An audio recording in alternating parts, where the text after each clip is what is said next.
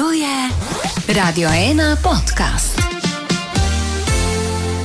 Danes v studiu sedimo z nekom, ki mu je svetloba od nekdaj blizu, že zelo zgodaj se je začel ukvarjati s fotografijo, potem pa se je njegova pot razširila še v arhitekturo in oblikovanje svetlobe. Sodeloval je z revijami, ustvarjal modne in glasne zgodbe, potapljal se je po oceanih, doma postal človek, ki ga zanima, kako svet izgleda, ko ga osvetliš na tisti pravi način. Tako, in z leti je prevzel tudi nalogo, ki jo pozna cela država, pod njegovo roko nastane praznična Ljubljana. Torej, povej, kdo si in kaj počneš. Živijo, lep pozdrav. Sem Urban Modic, počnem vse sorte, trenutno pa uživam v okrašeni Ljubljani.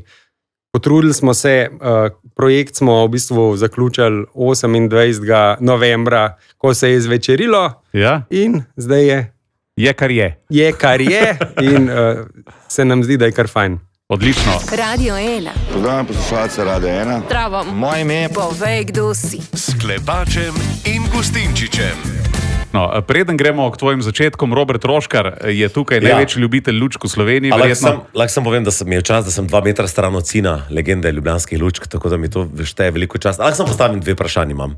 Eno je, če kdaj crkne kak segment lučk, kaj naredite potem s temi lučkami? Lučke zamenjamo. Kako pa? V bistvu pride ekipa, jih odmontira in montira nove. Ja, to je to? To je to. Še eno drugo vprašanje. Skoraj posod so toplo bele. A so kje tudi modre, zelene, rdeče in zelene? So tudi modre in rdeče, zelene so pa izključno samo v notranjosti letečih krožnikov, ker pač vsi vemo, da v letečih krožnikih je zelena svetloba. To je pa na Cankarjevi, druge pa zelene. Hvala lepa. Evo, to je vse, kar mene Si potežil? Imam še milijon vprašanj, ampak ja, ostanimo pri tem, moram iti. Hvala. Dobro. Super, Naslednje leto lahko narediš kakšen ekstra Roškarov intervju. z velikim veseljem, res. Ja, z Super, Urbanom. super. Lučke me osrečujejo. Ja, absolutno. In tebe, in očeta, In mene in očeta, in vse celo vaše Slovenijo familije. in ves svet. Ok, torej, Urban, kdaj si se prvič zavedal, da te svetloba dejansko resnično zanima? Ja, mislim, svetloba je že v bistvu odkar pomnim, a ne, pač kar pomemben dejavnik v mojem ustvarjanju, no, tako bom rekel. Se pravi, prvi profesionalen del, ki sem ga počel, to je bilo že konec srednje šole, je bila fotografija. Ne. Fotografija je pač tam brez dobre osvetlitve ni vse skupaj nič, tako da je izključno bistvena. Potem sem pač šel na faks. Na faksu sem tudi še zmeri kot profesionalen fotograf aktivno delal, tako da sem faks bolj za hobi takrat jemal, ampak sem ga pripeljal do konca, tako da sem arhitekt.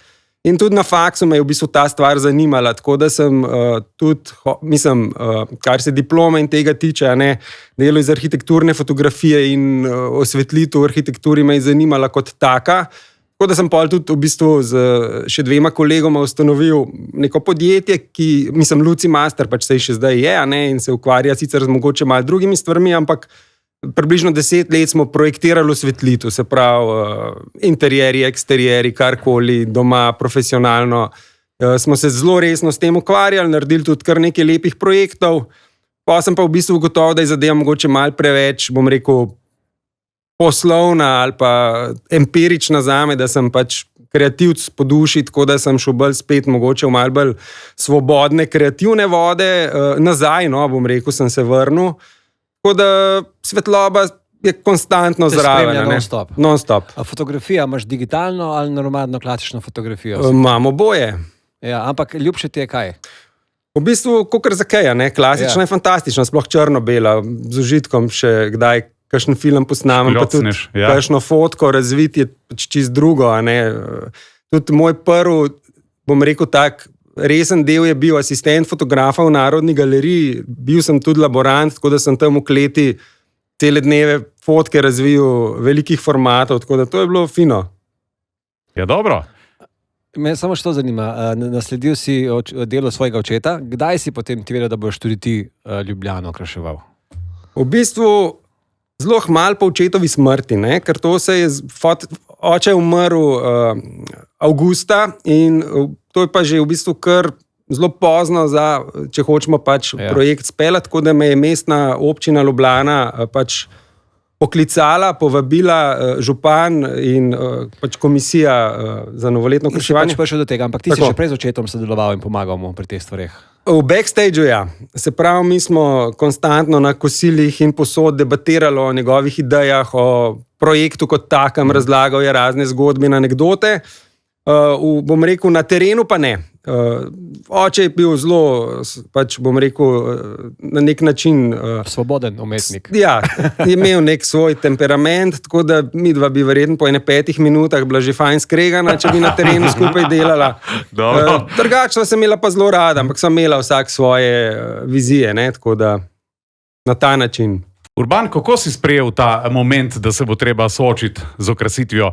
Ker verjamem, da tako kot vsako mesto, tudi slovenska prestolnica ne kupi vsako leto na milijone novih luči, ampak je treba iz obstoječih narediti vsako leto malenkost drugačno zgodbo. Ja, drži.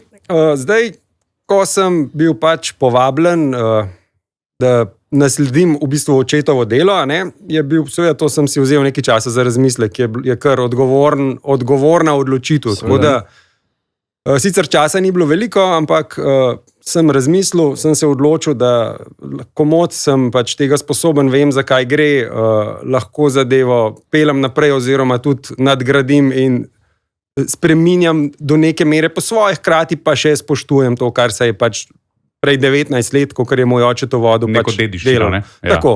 Tako. In ja, drži tudi to, da je projekt ogromen, ne? In v celoti vsako leto na novo z nule začenjati bi bilo praktično, ne bom rekel nemogoče, ampak izredno časovno in finančno zahtevno. Pa tudi učinek verjetno ne bi bil kaj večji. Seveda, mislim, so tudi določene stvari, ki so odlično sprejete in s namenom ostajajo do neke mere take kot so. Ne? Kot recimo, to tradicija. Ja, če omenim recimo Slovensko cesto, Roj meteoritov, to so ljudje zelo dobro sprejeli. Z majhnimi, bom rekel, popravki in dodatki, mogoče z majhno razširitvijo, je to v bistvu edina poteza, ki je čist originalno poskušamo ohranjati, že kar nekaj let. Vse ostale se pa praktično konstantno spreminjajo. Letos so 4 oziroma 5 povsem novih, Prešernov trg je čist nov, Stritarjeva je letos neko tako osrednje bitje, ki se življenjska sila pol širi na vse strani, tako en tako ogromen lestenc bi lahko rekli, Mestni trg predstavlja Zlati res, Stari trg v bistvu tudi Nabrežja so tudi čist nova, tako da ja, to so ogromne poteze, se pravi neke velike mestne površine, se pravi trgi in Nabrežja, ki so dejansko čist novi. Ostalo se pa na novo koncipira, se pa v bistvu zgodba prilagaja, sestavlja drugače, na drug način v bistvu kombinira in tako. In ko si že omenil zgodbo, to v bistvu ni kar tako postavljeno. To ima vsak del ima svojo zgodbo oziroma je vse povezano neko celoto. Vsako leto imate neko rdečo nit. Ja. Drži. Ja, v bistvu vsako leto imamo nek nov naslov, novo zgodbo in ta zgodba je kar kompleksna. Letos je naslov v odnosu z razmerjem. Tukaj mislimo predvsem naše človeške odnose, medsebojne, do narave, odnos do vesolja, razmerja v matematiki, razmerja v umetnosti, Vsemu. arhitekturi. Zato je Zlati res na Mestnem trgu. Tako. Okay. Najbolj idealno razmerje je to.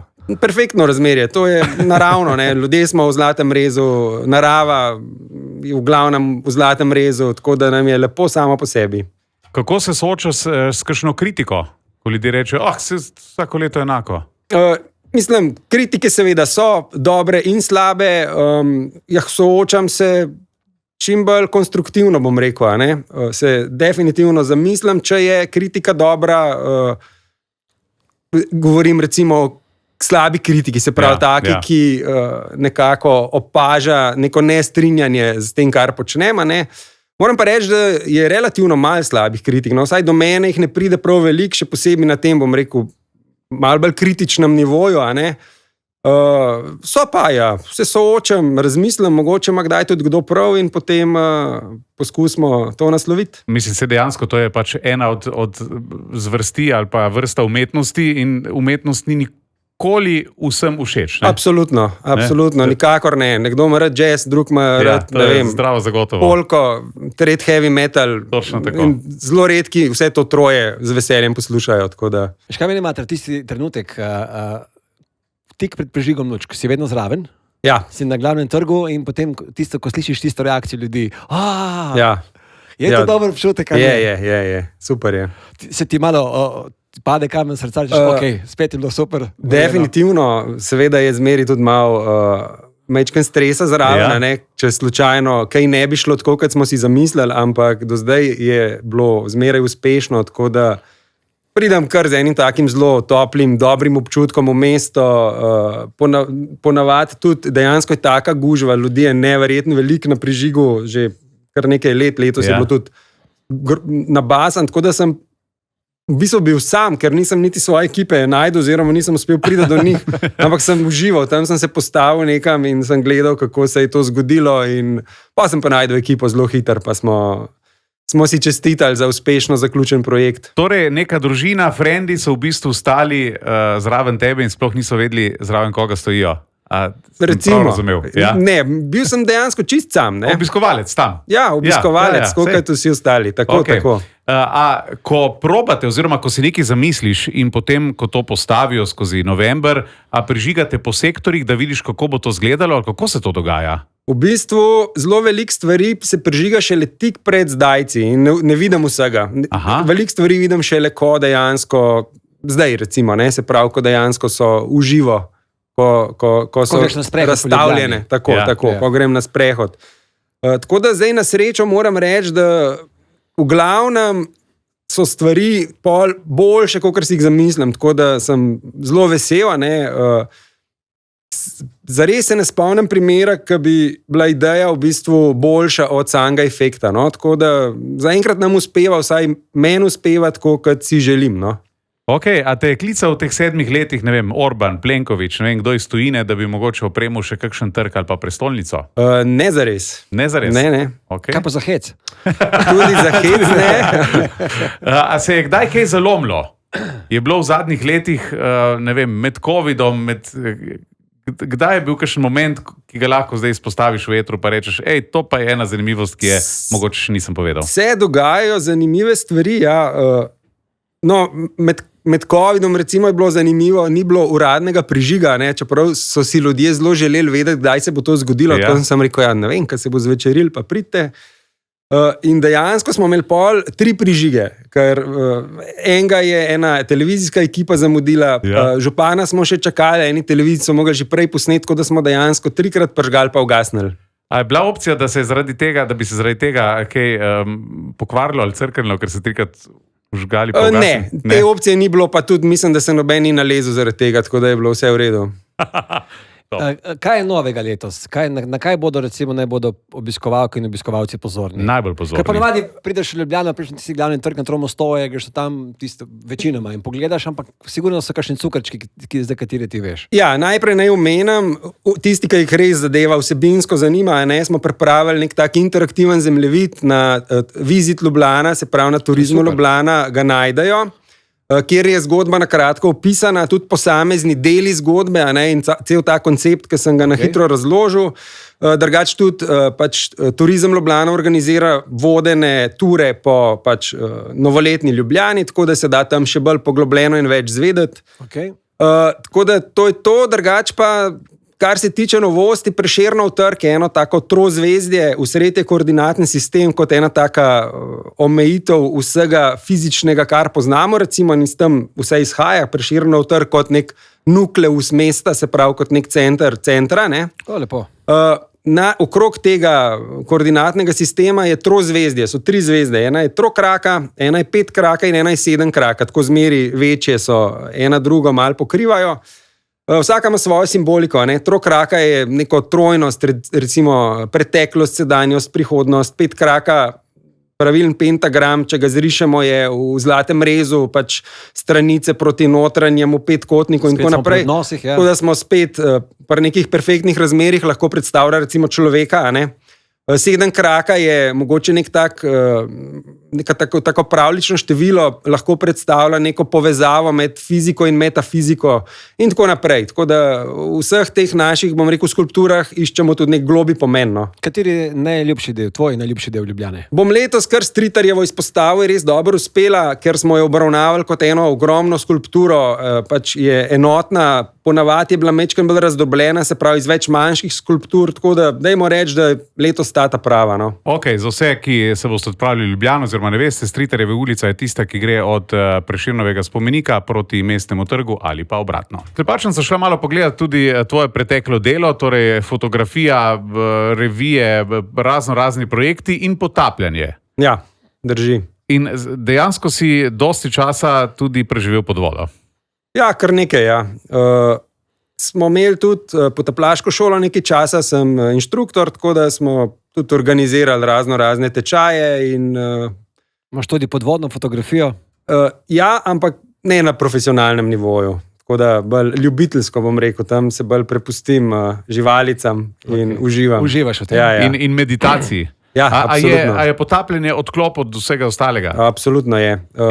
Pozabiš, mislim, dejansko si v drugem svetu, v nekem trodimenzionalnem prostoru lebdiš, se pogovarjaš oziroma mentalno pogovarjaš z raznimi čudovitimi biti in v drugem, mislim, dejansko si v enem drugem svetu. No. Recimo, ker vidim, da si odprt za takšne in drugačne ideje. Slovenski zaliv, Koprski zaliv je tak lep. Je. Pa recimo, da bi kakšno svetlobno postavitev za novo leto na dnu morja postavil. Za potapljače. Je možno, čeprav moram reči, da morje se mi zdi kar tako malo, bom rekel, na nek način sveto, da čim manj štafnamo, da ga pustimo, da je najlepši tako, kot je. Ne? Tako da tudi potapljači pravijo, take only memories, leave only bubbles. Tako da mislim, da je to kar v redu. To je to, ok.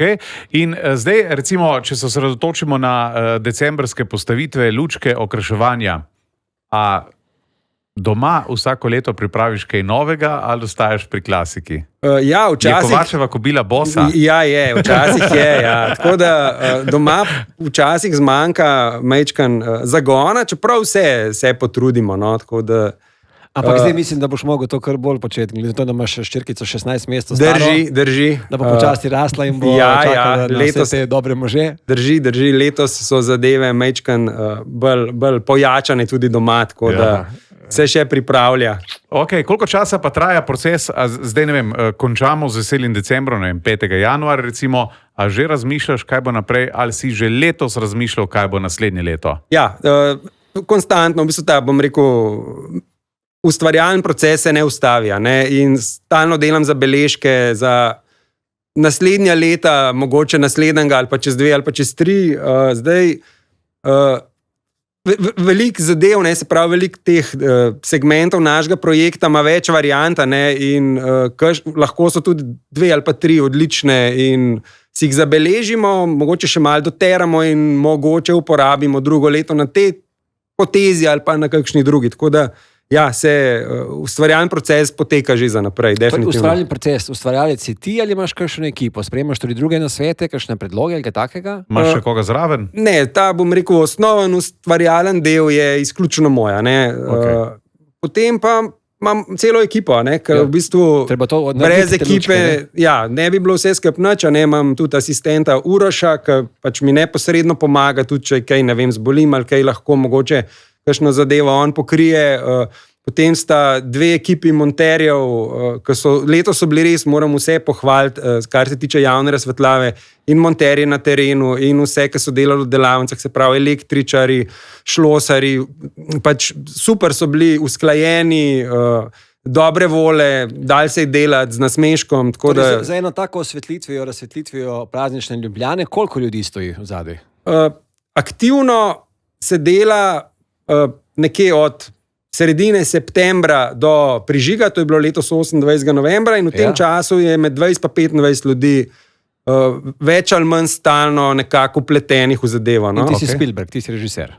Ja, jaz pač koordiniram. Jaz najprej moram poskrbeti, da se izdelajo nove skulpture, restaurirajo stare, seveda moram že predtem poskrbeti za cel koncept, zgodbo, narisati načrte, narisati skice, tudi predstaviti to pač naročniku. Ja, sem pa nisem, no? Tako da tam, kjer je treba, sem, drugače pa znam tudi popuščati. Dobro, torej Si kdaj dal skupaj ure, zdaj je 7 leto, ki jih opravite? Koliko je tega?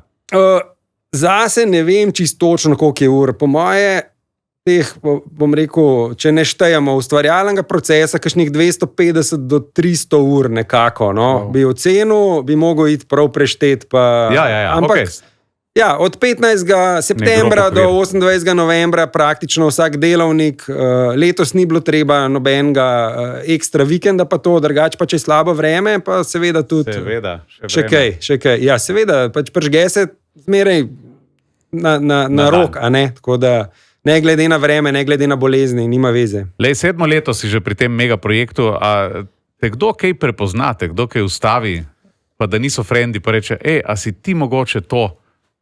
Ne, konkretno ne, tako bom rekel, da bi me po videzu spoznali. Ko pa delamo, se pa ljudje ustavijo, pa pač imajo razna mnenja. Ne? Zdaj, večinoma so navdušeni, kdo pa tudi ni. Pa ni. Se kdaj pohvališ, če to sem jaz naredil, veste? Ne, rajš samo diskretno poslušam komentarje in me zelo zabavajo. No, tudi letos sem kar nekajkrat stal pa kaj gledal, poslušal ljudi, ki so pač komentirali in sem bil zelo zadovoljen, moram reči. No. Ko me čakaš, da bo ta mala zrasla, da bo rekla, oči, kaj si te naredil? Ja, pa se že zdaj, se je kar navdušena, tako da je kar fascinirana. Smo šli en krog. Največji kritik. Ja, absolutno, sigurno.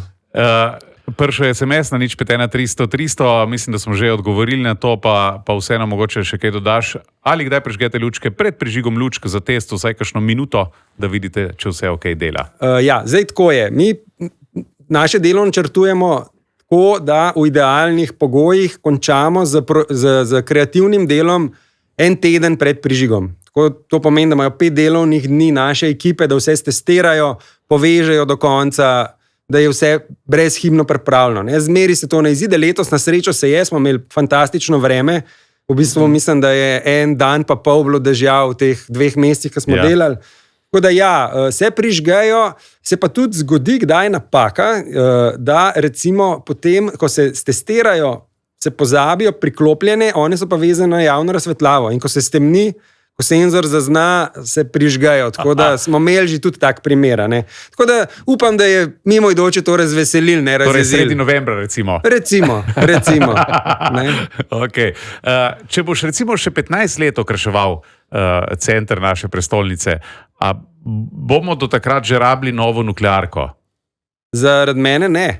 Ne, zaradi mene bomo lahko z kolesi pa dinami poganjali to, kar mi rabimo. Dejansko ledice malo pokurijo, ne? Realno, mi tam recimo 50 do 60 kilometrov je ocena, da porabimo lučka, in 1 kilovat na kilometr cerka, tako da vse skup pol tok, kot en oseben avto, če po gasu pohodimo. Ali pa kot, ne vem, manj kot 10 štedilnikov, ki še v pečici nekaj pečejo, tako da vse skup nič. To je še trajnostno. Je. Hodiš kaj okrog po Evropi, po svetu in kaj spremljaš, kaj delajo ostali, pa dobiš mogoče kakšno idejo, ali pa rečeš, suncemu, to je pa dobro naredil. Premalo, bi z veseljem še več, sem pa seveda videl nekaj prestolnic, večjih mest, pa njihovo delo, kar se v krasitve tiče. Zdaj, sej so kakšne stvari zelo lepe in zelo fine, ampak mi smo v bistvu edini, ki imamo tako koncept pa tako razdeljeno zgodbo, bom rekel. Druga mesta imajo v glavnem dekoracije, zvončke, angelčke, venčke, kroglice. Tako da mi to manjka, malo več, bom rekel, intelektualne intrige. Da se duše, mogoče, srca. Ja, da se kdo malo bolj potrudi tudi z neko drugačnostjo, da ni vse preveč pričakovano. Sej lahko pompozno, veliko, svetlo, ampak brez nekega vsebine, tako bom rekel. A je oče gospod Zmago dejansko eden prvih štartal z neko res pravo zgodbo? Ja, se je dalo razdelati. Dejansko je, on je v bistvu leta 1999, to je 26 let nazaj, imel razstavo, spet na tej Stritarjevih, smo že omenili, v galeriji Kresija. Podobe praspomina se je ta razstava imenovala in on je takrat pač prosil, če lahko v sklopu te razstave obesi še 6 skulptur, to so bile neke galaksije nad Stritarjevo, ki je bilo tudi v času pač decembra, In ker je bilo fajn, se je zadeva pač naslednji let še malo razširila in potem se je še razširila, koncept se je začel dodeljevati, zgodbe so začele rasti in tako kot se širi vesolje, od velikega poka naprej se tudi ta naš projekt zdaj širi. Torej, zgodba oziroma nauk vsega je, jezika se ne špara. Ja, seveda. Potem vse vemo, ne, česa se strada. Ampak december ni samo tvoj mesec, je mesec nas vseh. Kaj pa vse ostale mesece? S čim se še ukvarjaš? Kaj ti je še ostalo od prejšnjega življenja? Ja, imam tudi svojo šolo fotografije. Zdaj, kot fotograf tudi če nekaj delam, ampak ne to, kot sem včasih, bom rekel. Ne, včasih sem res ogromno pač delal studijsko in terensko, zarežirano fotografijo sem se v glavnem ukvarjal. Zdaj imam pa svojo šolo, tako da... Kaj to pomeni? Da imaš kakšne tečaje? Tečaje. Kje te dobimo? Ja, če kdo še nima novoletnega darila, lahko kup bon, recimo, šola za fotografijo Modic, tako da na www.urbanmodic.com, to je moj page, fotografski page, tam me najdete. In dobimo vse podatke. Tako da, če kdo ne ve, kaj za klop, pa kaj za slonka, kar javite se. Okay. Če bi kdo šel se kaj potapljati, tudi še kaj najdemo, ali to pa res več ne? Lahko me tudi najdete, ampak zdaj imamo bolj take zaključene družbe, tako da zdaj je sprejemen izpit najprej, pa gremo. Ja, da sploh vidite, če pa še... Zakaj sprašuje, ker on namreč se potaplja? Ja, odlično. Jaz jih manj, kaj pa vem, 130. Dobro. Počasih nabiram. Več kot jaz. Ja. No, super, pa sej, the best. Urban, kaj pa delaš pol januarja? Januarja, se pa malo sprostim, tečem na smučkah, uživam, malo doma bobne nabijam, take stvari. Ja. Okay. Boš prišel s kakšnim bendom, s kakšnim singlom k nam v studio? Mogoče, ja, bi bil čas. Smo imeli včasih en tak fajn band, Vaginel se je imenoval, nek metal smo žgal, ampak tega je že neki cajt, tako da bi bil čas za kakšen nov projekt počasi. Vizit Ljubljana, ne? Tisti, ki bi radi šli na kakšen sprehod po Ljubljani, Volden, to je še vedno v naslednjih dneh? Absolutno, ja. Na Vizit Ljubljana najdete ture, če vam pa ni do tega, pa vsaj pogledajte zemljevid, interaktiven zemljevid, kjer je, bom rekel, ta naša zgodba na kratko opisana, tako da je pač jasno in jedrnato, kaj smo hoteli povedati z posamezno postavitvijo, s posamezno ulico, trgom in tako. Tako v prestolnico, kot tudi ostala slovenska mesta, res več kot dobrodošli v letošnjem decembru. Dajte si vzeti čas, vsi so se krasno potrudili, ogromno je dogodkov, ogromno je koncertov in vsega ostalega, tako da res dajte izkoristiti, ker up-cap pa bo tukaj konec veselega decembra. Seveda, če ne drugo, pride 18. decembra na Denis Avdić maraton, pogledajte, tam boste videli en kop teh okrasitev. Tako, in tudi na dobrodelni koncert. Urban Modic, hvala lepa za tvoj čas. Ja, z veseljem. Za delček tvoje življenjske zgodbe in v pogled v to, kaj se dogaja pred tem, ko se začne dogajati. Ja, super. Tako da, upam, da se srečamo čim večkrat zdaj pod lučkami. Tako, pa nazdravimo. Absolutno. Tebi in vsem ostalim zaželimo res lepe praznike. Tako, hvala in enako. To je Radio 1 podcast.